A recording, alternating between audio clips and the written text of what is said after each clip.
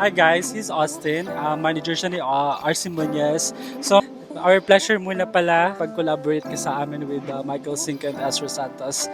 So, yes. Amazing kasi sobrang ganda nung prepare niyo for RC, nagulat ako and then happy ako kasi parang parang isa kayong community dito sa Dubai ng mga Pilipino na gusto niyong dalin yung talent niyo, yung creativity niyo, talagang pinagsama-sama. Tapos tsaka yung kumbaga para akong nasa Pilipinas pa din. Kung paano kayo kumilos, kung paano kayo magtrabaho, and sobrang happy ako nun. Tsaka nagulat ako kasi parang dahil na parang puro Pinoy lang talaga kayo dito.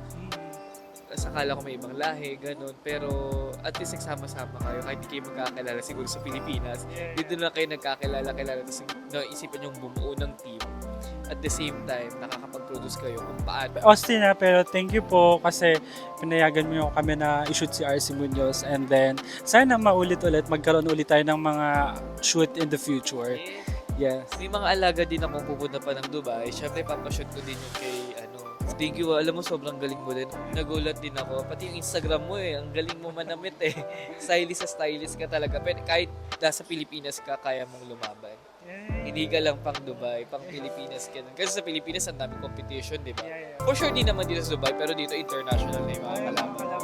Di ba? Mas international na. Pero kahit saan ka man mapunta, pwede ka lumaban. Ang ganda ng style mo, ang ganda ng vision mo sa bawat damit.